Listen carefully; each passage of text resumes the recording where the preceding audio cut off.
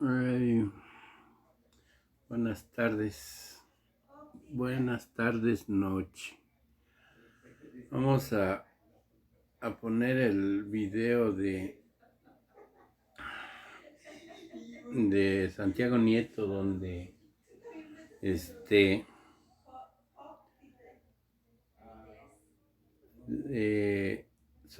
donde la UIF, lo que era antes, a qué se dedicaba y a qué se dedica hoy en día.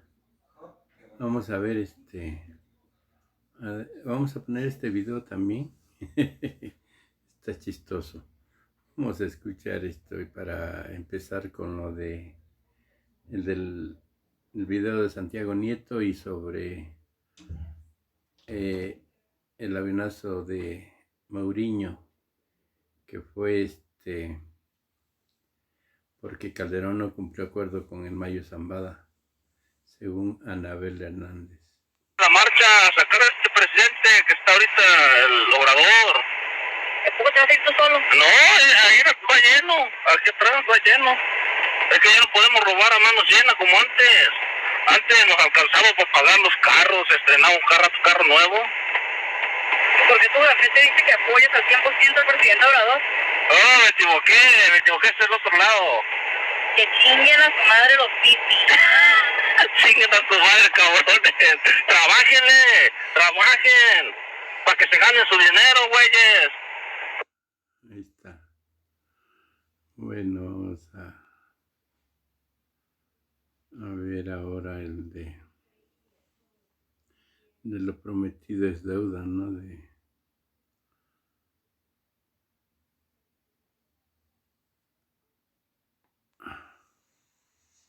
Unidad de inteligencia financiera antes. O sea, ahora la vemos súper activa y sale un montón de información ahí, bloqueo de cuentas y antes no se sabía nada de esa cosa. ¿Para qué servía antes o qué hacían con ella? La verdad, sí. No le decimos a nadie. Extorsionar. Sí.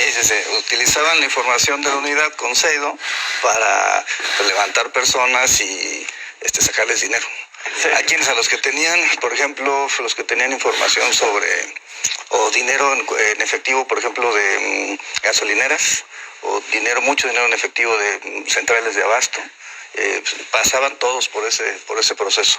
Y la otra cosa era pues la investigación política para pegarle a adversarios políticos en turno. Se generó una unidad que en realidad estaba al servicio de un grupo político del Estado de México para fines de naturaleza política o empresarial. Pero se usaba para delinquir entonces, para extorsionar. Esos son los datos que tenemos. Tenemos dos denuncias presentadas en contra pues, de algunas personas vinculadas con la administración de despachos que eran utilizados para levantar cuentas. Tuvimos un caso, a mí me parece impresionante. Es un tema relacionado. En un día desbloquean 922 cuentas con el argumento de que ya estaba asegurado las cuentas por el Ministerio Público y que por tanto ya no era necesario que se mantuviera el bloqueo por parte de la unidad. De esas 722 resultó que o no había ni denuncia o no había aseguramiento. Y la verdad es que lo que hicieron fue liberar el dinero. 46 de esas cuentas eran del cártel de Sinaloa. Entonces, ¿qué sucedía? Pues en realidad, en vez de servir para los fines institucionales el bloqueo de cuentas para que el dinero no siga circulando, en un solo día desbloquearon, además un oficio que es para enmarcarlo en la pared, porque se lo dirige el director de procesos legales, se lo dirige al director de procesos legales. Eso es la prueba de que realmente el crimen organizado infiltró al Estado y operaba a sus anchas, porque si la unidad de inteligencia financiera no quiere, no pasan sus cuentas, se le congelan las cuentas. Todo el mundo decía, ¿no? Es a través del dinero donde contienes al crimen organizado realmente. No, es que este crimen estaba más organizado que el otro. No, sí, es bastante organizado. Y ahora, desde la UIF, llevamos 4 denuncias presentadas, nos falta una. Y ahora estamos en la investigación de las 70 personas físicas y morales que Lozoya menciona en su escrito presentado ante la Fiscalía General. Pero sí es un caso paradigmático de corrupción sistemática en el Estado mexicano, el gobierno más corrupto y más irresponsable pues, de la historia moderna de México, que fue el de Enrique Peña Nieto. Pero aparte, también el de Felipe Calderón. Ahorita platicamos de los panistas que son una cosa. Sí, pero a ver, el tema sobre todo este grupo de panistas rebeldes que tiene sus cosas. Pero a ver, yo creo que el tema central es, desde la perspectiva conceptual, a ti no te sirve atacar a sicarios y no te sirve atacar a narcomenudistas o meter 10, 20 a la cárcel si no congelas, si no atacas las estructuras financieras. Entonces la idea es, si sacas a 10 o 20 narcomenudistas de la calle, no te sirve ni porque vas a tener recursos en la organización criminal para volverlos a contratar o volver a contratar a otra gente, cada vez más jóvenes. Los sicarios narcomenudistas son cada vez más jóvenes. Y ese es el problema. Yo creo que el enfoque tiene que ser, uno, combate a sicarios, por supuesto, líderes narcomenudistas. Dos, combate a las estructuras financieras, detener el flujo de los capitales. Y aquí hay desde restaurantes, tiendas o mecanismos de transporte. Es decir, el dinero se lava en muchas operaciones comerciales que nos parecen habituales. Tercer tema, necesitas combatir la corrupción política. Los grupos delincuenciales no surgen por generación espontánea, surgen a partir de que hay ciertos acuerdos o temor o amenaza, sobre todo las autoridades municipales, para efecto de controlar el trasiego y el territorio. Y por eso vimos que en el sexenio anterior se multiplicaron grupos delictivos. Ahorita en la Evaluación Nacional de Riesgo hemos detectado 19 organizaciones criminales de alto impacto y muchas de ellas se fortalecieron en el sexenio anterior. Cártel Jalisco es la más importante supranacional, pero es Santa Rosa de Lima en Guanajuato, los Viagra en Michoacán, el cártel independiente de Acapulco en Guerrero, los Guerreros Unidos o los Rojos en Guerrero, el cártel del noreste en Tamaulipas. Entonces, todos fueron surgiendo a partir de componendas con los gobiernos, sobre todo locales, pero por supuesto que con participación federal. Genaro García Luna no se explica sin esto, y ahorita también sí que platicamos de ese caso. La corrupción judicial ministerial, que los protege, es decir, los juicios de amparo, un ejercicio de la acción penal. La corrupción del Ministerio Público está ahí en el ejercicio de la acción penal. Y bueno, finalmente pues hay que atacar la base social. Y la base social se ataca pues con desarrollo regional, rural, programas sociales. Pero si no hay una estrategia integral en estos 5 elementos, no puede haber una disminución de la violencia. Y ese fue el principal error de Calderón y de Peña. Pérdidas de defraudación fiscal. Teníamos por 354 mil millones de pesos anuales, es decir, de facturas falsas o generación de empresas fachada, que también era un tema. Por ejemplo, la estafa maestra, Operación Zafiro parte de Odebrecht no se puede entender sin empresas fachada y factureras. Y el otro tema era los beneficios fiscales, es decir, la gente podía, todos grandes corporativos podían pasar sin registrar ningún tipo de pago al Servicio de Administración Tributaria. A ver, el punto central aquí es que un Estado lo que necesita es tener recursos para poder generar más programas sociales, mejor distribución de la riqueza, y bueno, lo que teníamos en los gobiernos anteriores era exactamente lo opuesto.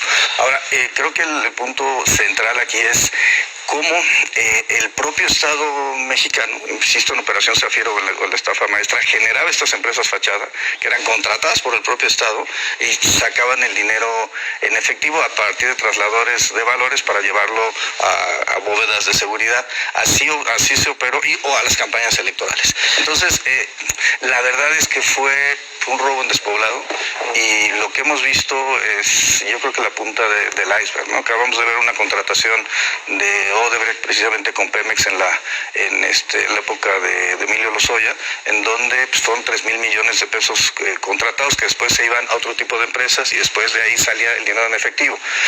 Vimos un caso así, una universidad donde se contrata a la universidad, eran 80 millones se van a esta empresa, y esta empresa empieza a distribuir entre los familiares de un servidor público de Pemex. Entonces, esa fue la mecánica de operación durante estos años. Y una belleza, es una empresa generada en Veracruz, en donde los accionistas son el despachador de una gasolinera y un vendedor de seguros. Y de repente esta empresa abre, suena lógico, cuentas en Panamá. Claro, no tienen pasaporte, nunca han salido del país, pero cuentas en Panamá. Y entonces Odebrecht, otra empresa, les deposita $1 millón a las cuentas en Panamá, algo muy natural. Una propina, claro. Y lo más bonito es el apoderado legal de la empresa. No les voy a decir su nombre, pero se apellidaba Lozoya, ¿no? Entonces ese tipo de cosas que yo creo que necesitamos, primero, visibilizarlos para el juicio de la historia. Yo lo he platicado en varias ocasiones, muchos de estos delitos, si nos vamos al gobierno de Fox, por ejemplo, el gobierno de Salinas, ya prescribieron, evidentemente, pero sí creo que se requiere hacer una investigación que pueda plantear una especie de comisión de la verdad sobre el impacto de la corrupción en México. Y hacerlo de conocimiento de todos. Hay también material de García Luna, ¿no? Sí, a ver, sí. Que se debieron haber investigado. Bueno, hay que reconocerlo. Sí, el gobierno de Felipe Calderón también competía con seriedad, pero le ganó Peña Nieto. Honor a quien honor merece. Sí le echaron ganas. Son distintas, ¿no? Pero las dos son impresionantes. Sí, a ver, en el tema de Genaro García Luna, nosotros llegamos en realidad vía la investigación de Medina Mora. Entonces, llegamos con el tema de Medina Mora y encontramos relaciones contractuales raras y solicitamos información a Estados Unidos. Y en una conversación informal con la DEA nos dicen, oigan, quieren ver un nexo importante. García Luna y Medina Mora se pelearon en algún momento del sexenio, pero quieren ver un tema importante, volteen a ver a García Luna. Entonces empezamos así a hacer la revisión y ya eso fue 2 meses antes de la detención de García Luna. Por eso cuando en Estados Unidos lo detienen, nosotros ya teníamos hecha la investigación y se presenta de inmediato la denuncia y se hace el congelamiento de cuentas. Lo mismo que después hicimos con Cárdenas Palomino y bueno, que hemos estado Ramón Pequeño.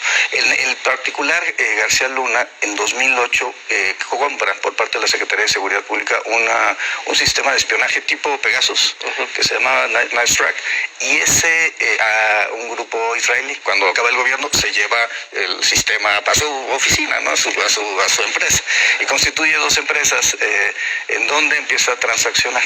2005 se constituye en Panamá una empresa que se llama Numbac, y esa empieza a operar en México en 2011, ya para terminar el sexenio de Felipe Calderón. Entonces, en ese contexto empiezan a generar contratos. El gobierno de la Ciudad de México, en ese entonces con Mancera, los contrata para poder generar un diagnóstico respecto a una unidad de la Procuraduría General de Justicia de la Ciudad de México. Cobran 32 millones, lo cual resulta razonable por un diagnóstico, ¿no? Y luego, sí, claro, por supuesto. Y luego empiezan a ser contratados por el órgano descentralizado que ve los temas vinculados con prisiones. Y entonces las adquisiciones son de ese 2011 hasta 2018 por 2.600 millones de pesos. 1.600 millones. Lo que cobra Rapel el programa. Y 77 millones de dólares. No, pues, sí, porque hay que reducirse a moneda de un solo país. Y al final el dinero se va a Curazao, se va a Tel Aviv, se va a Estonia, y termina yéndose también eso me pasó con los de Antorcha Campesina, que mandaron dinero a la República Checa. Yo creo que Claro, normal. la Universidad de Hidalgo, que no mandaba dinero a Azerbaiyán. Yo creo que sí les deben de gustar los pastes por allá. Pero a ver, el punto es, y evidentemente Estados Unidos y evidentemente Panamá. Entonces, de Panamá, la concentración de los recursos de Panamá es la que sirve para pagarle la casa a García Luna en Miami. Ponen un restaurante a partir del recurso que viene de México a Panamá y de Panamá a Estados Unidos, y paga el modo de vida. De repente encontramos que un sobrino alto político paga 75 millones de pesos al año su tarjeta American Express en efectivo, ¿no? Claro. Esos son el tipo de cosas que estamos viendo. García Luna es un ejemplo, pues, de corrupción sistémica, mucho flujo de recursos y operaciones en efectivo, y bueno, hay esta triangulación de recursos con varias empresas que terminaban finalmente en Estados Unidos. ¿Qué sucedía? ¿Qué pasa con Estados Unidos? En Estados Unidos tienen la parte de la investigación respecto a muchos testimonios en el juicio del Chapo, en donde se ventila que recibía dinero García Luna. Y en eso va el proceso penal contra él, y lo mismo el caso de Cárdenas Palomino, que era el segundo de a bordo de la organización. ¿Cuál es la verdadera tragedia? Que al final una democracia requiere de instituciones sólidas y creíbles. Lo que sucede cuando los titulares generan estos actos de corrupción finalmente es el debilitamiento institucional. Y García Luna pues es un exceso. Pero además no es la excepción. No, era la regla, por supuesto que era la regla. A distintos niveles, con distintos ceros. Tú también puedes ver ahí las finanzas de los expresidentes. Por ejemplo, hay un expresidente que te canta las mañanitas por 5,000 pesos o 15 pesos, no sé qué, y dice que está pobre desde que le quitaron la pensión. ¿Realmente están pobres los expresidentes? No, ¿Cuál es la situación financiera de esta gente? No, ni remotamente, ¿verdad? Ni remotamente. Se hacen los pobrecitos. No, a mí lo que me molesta es que no paguen impuestos, que ahí hay temas de defraudación. O sea, además, no pagan. Sí, hay temas de evasión fiscal, particularmente en el de las mañanitas. No pagan impuestos de las mañanitas. Es dueño de 14 empresas y fundaciones. 14 empresas y no paga completos sus impuestos. Exacto. Y tiene el descaro de decir que se está muriendo de hambre porque le quitaron la pensión y hasta te canta las mañanitas por Zoom. Oye, es que está cabrón. Pero el tipo está riquísimo, si tiene 14 empresas. Sí, a ver, si hay... Eso es hipócrita, es mentiroso, es un ladrón, es un defraudado. Si hay un problema. Lo que pasa es que sí vivimos un proceso de ausencia absoluta de ética pública en el país, insisto que fue gradual, degenerativo. Y bueno, y este cinismo, pues sí, a veces a cierta edad es incurable. Yo ya firmé por el enjuiciamiento y además también estoy con la idea, insisto, aunque muchos de los delitos ya estén prescritos, creo que es importante pues que la gente sepa cuál fue la magnitud de lo que pasó. Exacto. Lo que pasó en Pemex, pasó en CFE, pasaba en todas las secretarías, Sedesol, Sedatu, vendiendo terrenos federales prácticamente regalados en zonas de potencial turístico. Entonces, tenemos un fiscal, el de Nayarit, era en realidad el jefe de operaciones de un cártel en el estado, y era el verdadero gobernador, ¿no? Tenemos un gobernador, César Duarte, que tenía un rancho con dimensiones geográficas pues, más grande que la capital del estado. Tenemos otro gobernador, exgobernador Borges, que llegó a aglutinar 32 yates y ferries. Y, pues, ¿para qué quieres 32? Entonces, este tipo de excesos es lo que... Y los gobernadores, es decir, hay gobernadores que realmente ya están muy sospechosos y que huelen muy raro.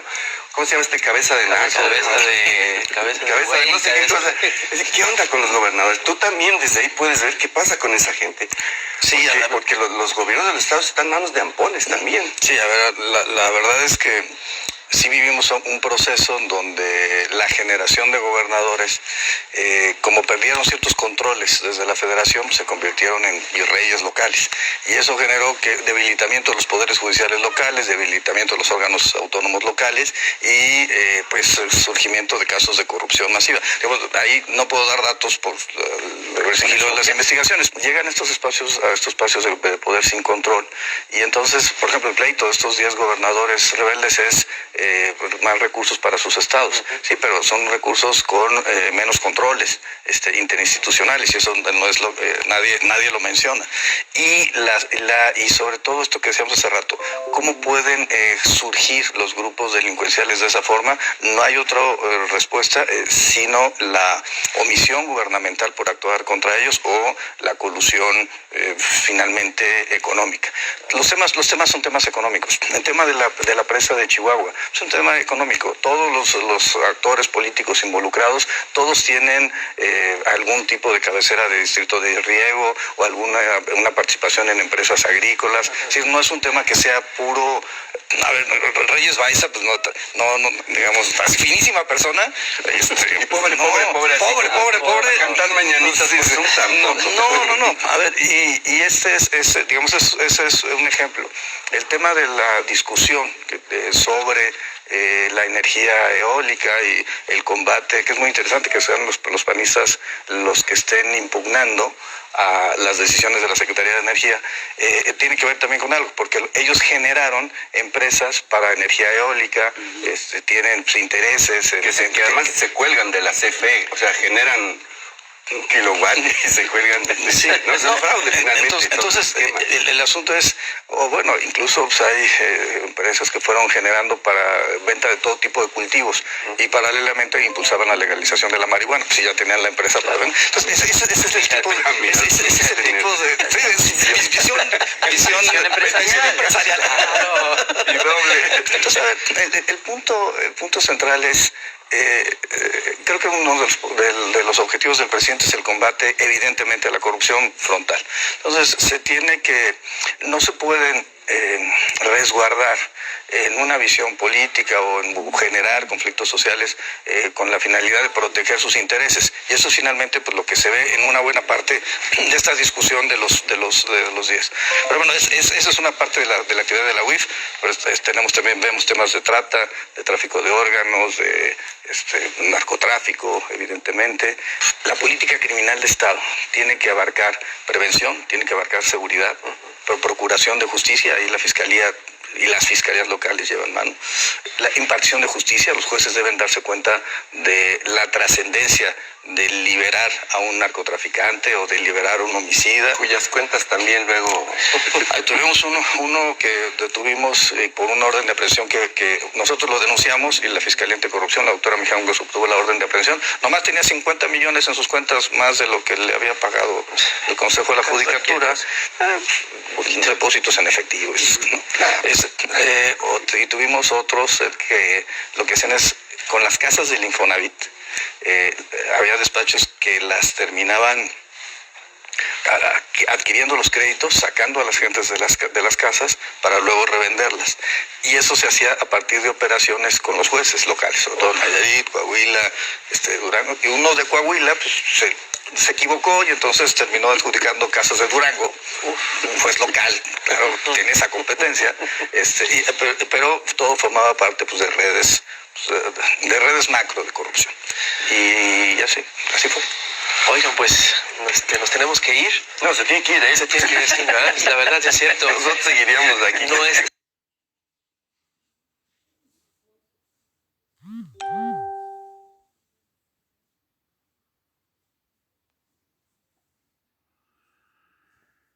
Este es el siguiente video que vamos a ver, ya que el tiempo no nos alcanza. Por aquí hay una información donde en la mañanera, la conferencia de prensa matutina de Andrés Manuel López Obrador, donde le hicieron la pregunta sobre si la Suprema Corte de Justicia declara inconstitucional la consulta sobre los expresidentes, respondió que enviaría una reforma si la Corte dice que no. Eso está muy bueno. Ya era hora, o es hora de que pues se haga nueva reforma. Él dijo que dentro de 3 años no iba a hacer las nuevas reformas, que por el primero o segundo año no iba él a hacer ninguna reforma, a meter ninguna reforma a la Constitución.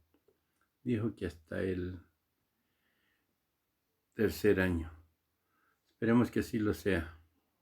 Y esto fue en la conferencia sobre la consulta popular, donde conceden el poder a los ciudadanos para intervenir y participar en las decisiones importantes del país de manera frecuente, no solo para cada 3 o 6 años en las elecciones. Esto es el segundo video que vamos a ver. El otro video, perdón, que vamos a grabar sobre la muerte de Mourinho. Nos vemos en el siguiente video. Tengan bonita noche. Hoy es 30 de septiembre, son las 7:46 de la noche. Entonces nos estamos viendo. Gracias por su apoyo, por su like y por su suscripción. Hasta luego. Saludo a los paisanos, a todos los mexicanos y fuera de México.